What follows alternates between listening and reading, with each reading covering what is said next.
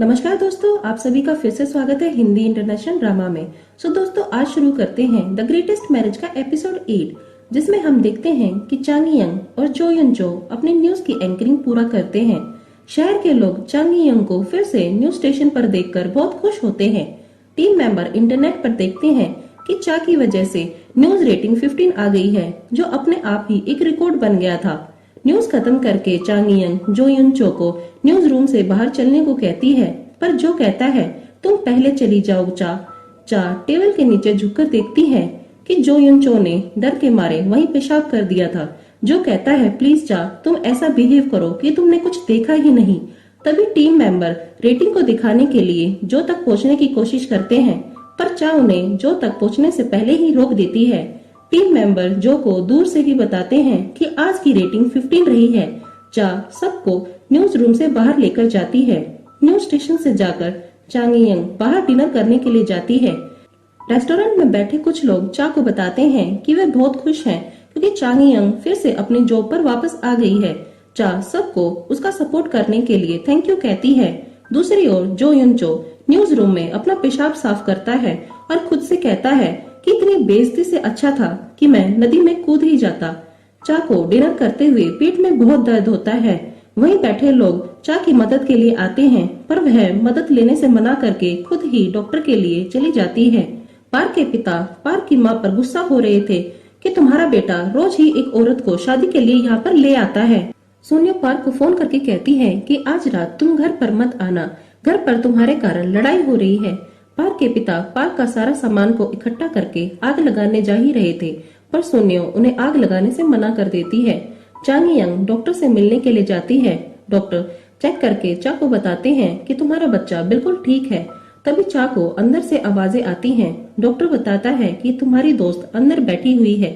चा की दोस्त को नर्स बता रही थी कि वह डॉक्टर के साथ 5 साल से रह रही है और वह हमेशा उसकी बेटी से भी मिलने जाती है, जिसे सुनकर चा की दोस्त रोने लगती है।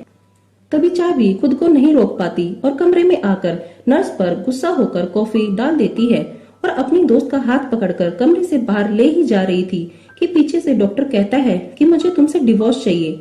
चा डॉक्टर के पास आकर कहती है कि डिवोर्स की बात तो मेरी दोस्त को करनी चाहिए। नर्स चा को कहती है कि तुम हॉस्पिटल में हो, तुम इस तरह चिल्ला नहीं सकती। चा की दोस्त डॉक्टर को कहती है कि हाँ, मुझे भी तुमसे अलग होना है।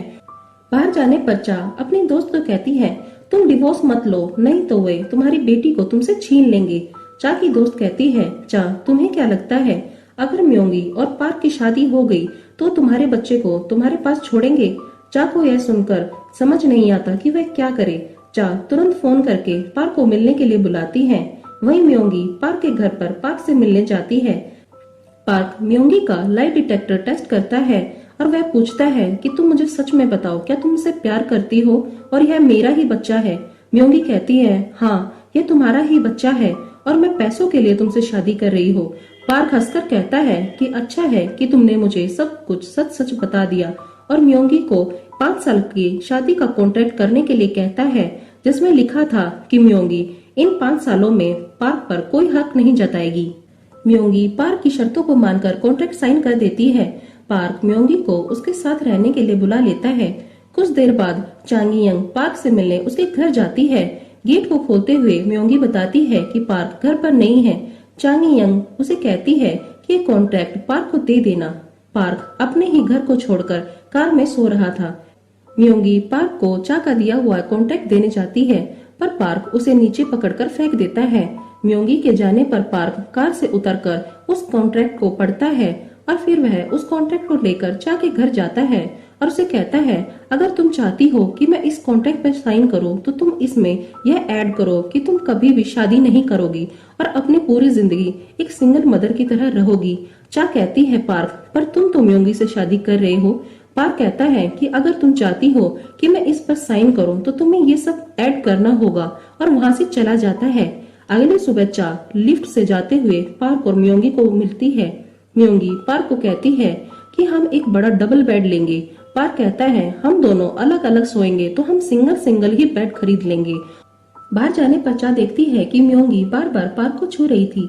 चा रास्ते में एक ब्रोकर से मिलती है और अपने घर को बेचने के लिए कहती है। पार्क म्योंगी को अपने घर लेकर जाता है पार्क अपने बिखरे सामान को देखकर अपनी माँ से पूछता है कि ये सब क्या है। पार्क की माँ कहती है कि कल तुम्हारी वजह से लड़ाई हो रही थी और तुम्हारे पिता यह सारा सामान बाहर फेंकने वाले थे। पार्क और म्योंगी पार्क के पिता से मिलने जाते हैं। पार्क के पिता कहते हैं कि पार्क, तुम कितनी लड़कियों को यहाँ शादी के लिए लेकर आना चाहते हो। पार्क कहता है कि मैं सिर्फ म्योंगी से ही शादी करूंगा। पार्क की माँ पार्क को जाने और म्योंगी को उसके साथ चलने के लिए कहती है। पार्क की माँ म्योंगी को डॉक्टर के पास लेकर जाती है और वह डॉक्टर को कहती है कि आप चेक करके बताएं कि यह बच्चा मेरे बेटे का है या नहीं। डॉक्टर पार्क की माँ को कुछ दिनों बाद म्योंगी को लाने के लिए कहता है, क्योंकि म्योंगी का बच्चा अभी बहुत छोटा है और वे डीएनए टेस्ट नहीं कर सकते। पार्क की माँ म्योंगी को वहीं छोड़कर जाते हुए कहती है कि अगली बार हमें पता चल जाएगा कि तुम्हारे बच्चे का पिता कौन है। फिर वे न्यूज स्टेशन जाती हैं, क्योंकि वे भी न्यूज स्टेशन की शेयर होल्डर हैं। पार्क की माँ प्रेसिडेंट को कहती हैं कि वह चांगी यंग से मिलना चाहती हैं। प्रेसिडेंट चांगी यंग को अपने ऑफिस में आने के लिए कहता है। चांगी यंग ऑफिस में पार्क की माँ को देखकर बहुत हैरान हो जाती है। प्रेसिडेंट चांगी यंग और पार्क की माँ को ऑफिस में अकेला छोड़कर बाहर चला जाता है। पार्क की माँ कहती है कि वे चाहती हैं कि चांगी यंग अपने बच्चे का डीएनए टेस्ट करवाए, कहीं वह बच्चा उसके बेटे का तो नहीं। चा कहती है कि मैंने एक बार आपके बेटे को डेट किया है, इसका मतलब ये नहीं कि मेरे बच्चे का पिता पार्क है। मैं कोई डीएनए टेस्ट नहीं करवाऊंगी। पार्क की माँ कहती है अगर हमें पता चला कि यह बच्चा पार्क का है तो तुम इस देश में नहीं रह पाओगी। फिर चा अपनी दोस्त से जाकर सब बताती है और वह कहती है कि मैं सुन्यों से मिलना चाहती हूँ। चा की दोस्त कहती है कि तुम कुछ मत करना, नहीं तो बहुत बड़ा बवाल हो जाएगा। चा कहती है फिर तो पार्क की फैमिली मेरे बच्चे को जरूर मुझसे छीन लेगी। चा की दोस्त कहती है क्यों ना तुम जो युन चो को अपने बच्चे का फादर फिगर बना लो। चा को भी अपनी दोस्त की बात समझ आ जाती है और वह यह सोचती है अगर वह जो युन चो को अपने बच्चे का फादर फिगर बना लेगी तो उस पर कोई भी शक नहीं करेगा। चा की दोस्त सुन्यो को रात में मिलने के लिए बुलाती है। तभी चा जो युन चो को लेकर उसी रेस्टोरेंट में आ जाती है। जो कहता है कि मुझे सुन्यो को देखकर बहुत डर लग रहा है, हमें कहीं और चलना चाहिए। पीछे से सुन्यो चा और जो युन चो की बातों को सुनने की कोशिश कर रही थी। चा जो का हाथ पकड़कर कहती है प्लीज तुम मेरे बच्चे का फादर फिगर बन जाओ। जो युन चो कुछ नहीं समझ पाता और वह चा से कहता है कि तुम ये क्या कह रही हो। पीछे से सुन्यो उन पर चिल्लाकर कहती है चाहे तुम दोनों एक दूसरे को डेट कर रहे हो, लेकिन मेरे बारे में कुछ गलत बातें मत करना। सुन्यो बाहर जाकर अपने नकली हस्बैंड को फोन करके जो युन चो को चोट मारने के लिए कहती है। चा जो युन चो को कहती है कि पार्क की फैमिली को शक हो गया है कि उसके बच्चे का पिता पार्क ही है और वे लोग मेरे बच्चे को मुझसे छीन लेंगे, लेकिन फिर भी जो युन चो चा के बच्चे का फादर फिगर बनने से मना कर देता है। बाहर जाते हुए जो युन चो को आता हुआ देखकर सुन्यो का नकली हस्बैंड उसका एक्सीडेंट करके भाग जाता है। चांगी यंग जो का एक्सीडेंट देखकर उसके पास जाती है और कार में लेकर हॉस्पिटल जाती है। हॉस्पिटल में डॉक्टर जो युन चो की फैमिली को बुलाकर उसके पैर की सर्जरी के लिए पेपर्स पर साइन करने के लिए कहता है। जो युन चो कहता है कि मुझे कोई सर्जरी नहीं करानी और कल की न्यूज एंकरिंग के लिए जाना है। डॉक्टर के बार बार कहने पर चांगी यंग खुद ही उन पेपर्स पर साइन कर देती है। ऑपरेशन थिएटर लेकर जाते हुए चांगी यंग जो युन चो का हाथ पकड़कर कहती है कि तुम जल्दी ही ठीक हो जाओगी, पर जो युन चो चिल्ला चिल्लाकर उसे छोड़ने के लिए कह रहा था। दूसरी ओर पार्क चा का उसकी बिल्डिंग के बाहर इंतजार कर रहा था। फिर वह चा को फोन करके मिलने के लिए बोलता है, पर चा उसे बताती है कि आज रात वह बाहर है और उसे कोई जरूरी काम है, इसलिए वह नहीं आ पाएगी। सुन्यो का नकली हस्बैंड सुन्यो को मिलकर उसके दिए हुए पैसे वापस करते हुए कहता है कि मैं जॉब छोड़ रहा हूँ और तुम खुद को सुधार लो, नहीं तो तुम्हारी जिंदगी में कोई लड़का नहीं आएगा। सर्जरी होने पर चांगी यंग जो युन चो के लिए खाना लेकर जाती है और उसे बिना चादर के देखकर उसे चादर उड़ाती है। जो युन चो चांगी यंग को देखकर उसे थैंक्स कहता है। फिर जो युन चो वॉशरूम जा रहा था, लेकिन पैर की चोट के कारण फर्श पर गिर जाता है। चा जो युन चो को वॉशरूम में जाने में हेल्प करती है। पार्क चा को आधी रात घर में आता हुआ दिखता है और चा के घर पहुंचते ही पार्क भी उसके पीछे चा के घर पहुंचता है। पार्क चा पर गुस्सा होकर कहता है कि तुम किस आदमी के साथ सोकर आ रही हो। चा कहती है ये तुम पूछने वाले म्योंगी के हस्बैंड होते कौन हो कि मैं किसी के साथ भी सोऊं और किसी के साथ भी रहूं। पार्क कॉन्ट्रैक्ट देते हुए कहता है कि मैंने इस कॉन्ट्रैक्ट में लिख दिया है कि तुम कभी भी शादी नहीं करोगी और अब पूरी जिंदगी मेरी मिस्ट्रेस बनकर रहोगी। चा कहती है तुम ये सब क्यों कर रहे हो। पार्क कहता है तुम्हें ही तो मेरी वाइफ नहीं बनना था, तो अब मेरी मिस्ट्रेस बनकर पूरी जिंदगी बिताओ, और बाहर चला जाता है।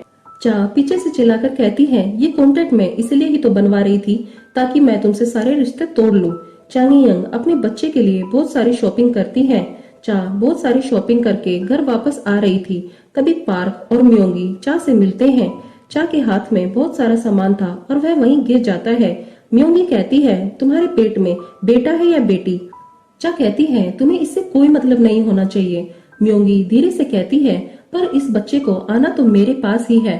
फिर वह चा को अपनी शादी का इनविटेशन देती है। चा उस इनविटेशन को खोलकर देखती है और परेशान होकर वहीं पर खड़ी उसे फाड़ देती है। कुछ दिनों बाद वह दिन भी आ जाता है जब पार्क और म्योंगी की शादी थी। जब म्योंगी शादी के लिए पार्क की ओर बढ़ रही थी तो पीछे से चांगी यंग भी आ जाती है, जिसे देखकर पार्क तेयन बहुत हैरान हो जाता है। तो दोस्तों, आपको क्या लगता है कि पार्क और म्योंगी की शादी हो जाएगी और चांगी यंग अपने कॉन्ट्रैक्ट को पार्क से साइन करवा लेगी? तो दोस्तों, आगे मिलते हैं एपिसोड 9 में। अगर आपको आज की वीडियो पसंद आई है तो लाइक और सब्सक्राइब जरूर कीजिए।